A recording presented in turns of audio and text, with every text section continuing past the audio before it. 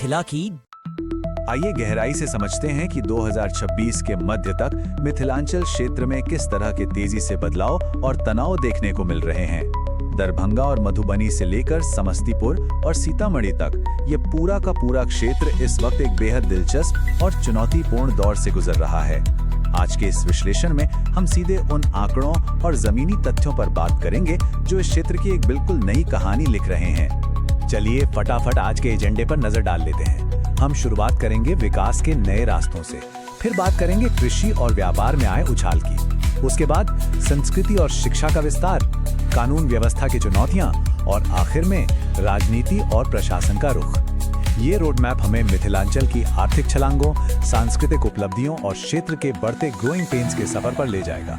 अब आगे बढ़ने से पहले पूर्व मंत्री संजय झा के इस एक छोटे से लेकिन बहुत अहम बयान पर गौर करते हैं। उन्होंने कहा था, मिथिला में उद्योगों की स्थापना पहली प्राथमिकता है। सच कहें तो ये सिर्फ एक बयान नहीं है, बल्कि ये हमारे आज के पूरे विश्लेषण का आधार तय करता है। ये बिल्कुल साफ कर देता है कि इस क्षेत्र का मुख्य फोकस अब पूरी तरह से औद्योगिकरण और बुनियादी ढांचे के विकास पर केंद्रित हो चुका है। तो सबसे पहले बात करते हैं खंड 1 की, विकास के नए रास्ते। यहाँ बुनियादी ढांचे के विकास के दो बिल्कुल अलग अलग पहलू सामने आ रहे हैं। एक तरफ बड़ी जीत दर्ज हो रही है, जैसे झंझारपुर से उधना के लिए नई ट्रेनें चल रही हैं। न्यू जलपाईगुड़ी अमृतसर अमृत भारत एक्सप्रेस अब इसी रूट से गुजर रही है और दरभंगा कटिहार रेलखंड का विद्युतीकरण भी पूरा हो गया है, जिसका सीधा मतलब है कि अब यहाँ हाई स्पीड ट्रेनें दौड़ सकेंगी। लेकिन दूसरी तरफ सिक्के का दूसरा पहलू भी है, कुछ बड़ी बाधाएं भी हैं। दरभंगा एयरपोर्ट का हवाई किराया इतना महंगा है कि यात्रियों में भारी असंतोष है और दरभंगा समस्तीपुर के बीच रेलवे लाइन डबलिंग के काम की वजह से करीब 50 जोड़ी ट्रेनें प्रभावित हैं या लेट चल रही हैं। इन सब के अलावा भी कई सारे लॉजिस्टिक अपग्रेड्स तेजी से हो रहे हैं, जैसे मधुबनी झंझारपुर रेलखंड पर मालगाड़ी का परिचालन शुरू हो गया है, जो स्थानीय व्यापार के लिए सच में एक बहुत बड़ा कदम है। प्रमुख स्टेशनों पर वाईफाई और बेहतर यात्री सुविधाओं का विस्तार किया जा रहा है। जानकी एक्सप्रेस और बिहार संपर्क क्रांति जैसी ट्रेनों में अतिरिक्त कोच जोड़े गए हैं और सहरसा आनंद विहार स्पेशल ट्रेनों के समय में भी बदलाव किया गया है। यह सब साफ दिखाता है कि यह क्षेत्र भारी मात्रा में यात्रियों और माल की आवाजाही को संभालने के लिए खुद को कितनी तेजी से तैयार कर रहा है। चलिए अब दूसरे अहम हिस्से की ओर बढ़ते हैं।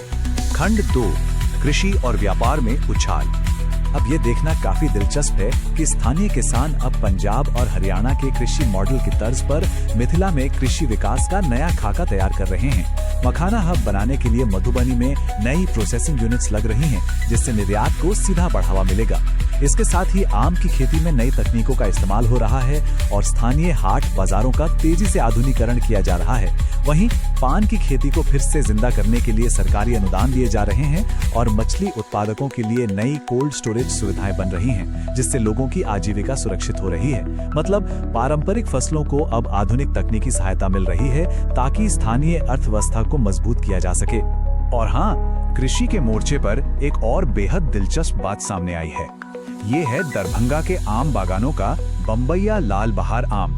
इसका जादू इस वक्त सिर चढ़कर बोल रहा है और इसका कारण बड़ा ही अनोखा है। ये आम कच्चे में ही बिल्कुल लाल रंग का हो जाता है। इसी वजह से बाजार में इसकी बहुत भारी मांग है। ये एक ऐसी छोटी लेकिन आकर्षक सफलता की कहानी है जो स्थानीय कृषि में वाकई एक नया रंग भर रही है। लेकिन 2026 में खेती का एक दोहरा स्वरूप भी देखने को मिल रहा है।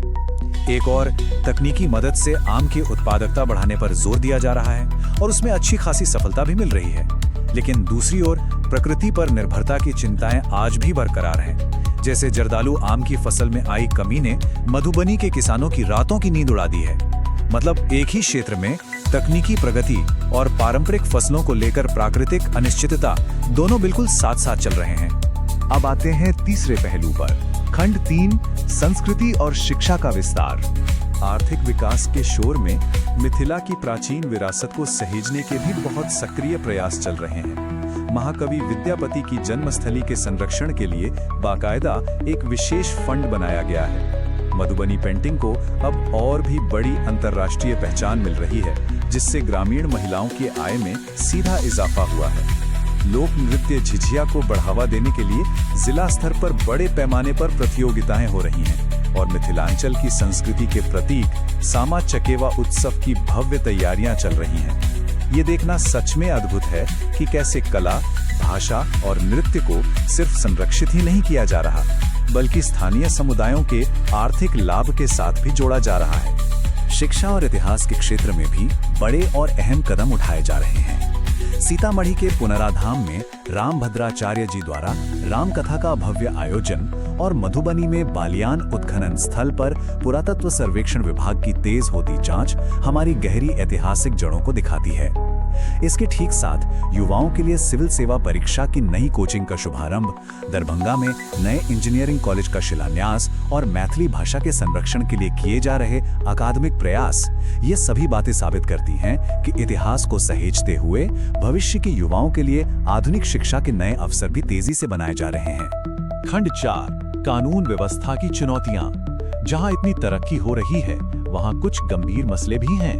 अब इस हिस्से में सबसे गौर करने वाली बात यह है कि तेजी से हो रहे विकास का सामना नई तरह की चुनौतियों से भी हो रहा है। प्रशासन अब नए जमाने के अपराधों से निपटने के लिए आधुनिक उपकरणों और तरीकों का इस्तेमाल कर रहा है। साइबर क्राइम और अंतर्राज्यीय वाहन चोरी के खिलाफ विशेष टीमें काफी सक्रिय हैं और हाल ही में कई बड़े गिरोहों का भंडाफोड़ भी किया गया है। चेन स्नैचिंग और लूटपाट रोकने के लिए हर तरफ सीसीटीवी कैमरे लगाने का सघन अभियान चल रहा है और समस्तीपुर में लूटपाट के आरोपी को तो मुठभेड़ के बाद गिरफ्तार किया गया है। वहीं सीतामढ़ी में अवैध शराब के कारोबार पर लगाम कसने के लिए एक विशेष एसटीएफ का गठन कर दिया गया है। लेकिन जमीनी हकीकत का एक कड़वा सच भी है जिसे नजरअंदाज नहीं किया जा सकता। स्थानीय स्तर पर तनाव लगातार बढ़ रहा है। हाल ही में दरभंगा में चेन स्नैचिंग का विरोध करने पर एक चाय दुकानदार की दिन दहाड़े हत्या कर दी गई। इस घटना ने स्थानीय निवासियों में भारी आक्रोश पैदा किया और बड़े स्तर पर विरोध प्रदर्शन हुए। इसके अलावा मधुबनी में जमीन विवाद को लेकर हिंसक झड़पों की खबरें भी सामने आई हैं। विकास की इस पूरी रेस में संपत्ति विवाद और सड़क पर होने वाले अपराध एक बहुत ही गंभीर और दुखद वास्तविकता बने हुए हैं। और आखिर में इन सब के बीच राजनीति और प्रशासन का क्या रुख है? खंड 5, राजनीति और प्रशासन। नंबर 2, ये कोई मामूली अंक नहीं है। ये असल में उस 2% महंगाई भत्ते या डीए को दर्शाता है जिसकी बढ़ोतरी की घोषणा हाल ही में बिहार कैबिनेट ने की है। इसके साथ ही सरकार ने वित्तीय वर्ष 2026-27 के लिए भारी भरकम ऋण को भी मंजूरी दे दी है। ये इन सभी संरचनात्मक बदलावों पर सरकार की सीधी प्रतिक्रिया और बड़े आर्थिक फैसलों की दिशा में एक बहुत ही स्पष्ट कदम है। प्रशासनिक स्तर पर कुछ बहुत बड़ी सफलताएं भी साफ तौर पर दिख रही हैं। दरभंगा एम्स के निर्माण के लिए जमीन हस्तांतरण की प्रक्रिया अब काफी तेज हो गई है, जिसका लंबा इंतजार था। मधुबनी में स्मार्ट सिटी योजना के तहत विकास कार्य शुरू हो चुके हैं। दरभंगा में जल जमाव की जो पुरानी और गंभीर समस्या थी, उसे हल करने के लिए नए ड्रेनेज प्रोजेक्ट पर काम हो रहा है और बिजली व्यवस्था को सुधारने के लिए नए सबस्टेशन बनाए जा रहे हैं।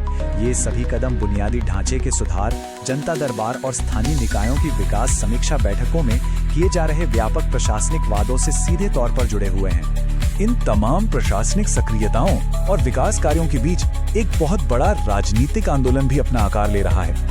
मिथिला के विकास के नाम पर एक पूरी तरह से अलग मिथिला राज्य की मांग अब काफी तेज हो गई है। इसके लिए जगह जगह जोरदार जनसभाएं आयोजित की जा रही हैं और इस आंदोलन को जमीनी स्तर पर व्यापक समर्थन भी मिल रहा है। प्रशासन अपना काम कर रहा है, लेकिन उसके समानांतर ये एक ऐसा महत्वपूर्ण राजनीतिक घटनाक्रम है जो क्षेत्र के भविष्य पर गहरा असर डाल सकता है। तो पूरी चर्चा के बाद सबसे महत्वपूर्ण बात ये निकल कर आती है कि एक तरफ बढ़ते स्मार्ट सिटी प्रोजेक्ट्स हैं, दूसरी तरफ कृषि क्षेत्र में जबरदस्त उछाल है और इन सब के बीच एक अलग राज्य की कभी न झुकने वाली अड़िग मांग है। और भूलिए मत, 2026 के लोकसभा चुनाव भी बिल्कुल सिर पर मंडरा रहे हैं। ऐसे में सबसे बड़ा सवाल यही है कि आखिर मिथिलांचल की अंतिम पहचान क्या होगी? क्या ये आने वाले समय में सिर्फ एक बहुत बड़ा औद्योगिक केंद्र बनकर उभरेगा या फिर एक बिल्कुल नया राजनीतिक राज्य? ये एक ऐसा सवाल है जो इस पूरे क्षेत्र के भविष्य को तय करेगा और हमें इस पूरी कहानी के आगे के पन्नों पर बहुत करीब से नजर रखनी होगी। इस विस्तृत विश्लेषण का हिस्सा बनने के लिए बहुत बहुत धन्यवाद।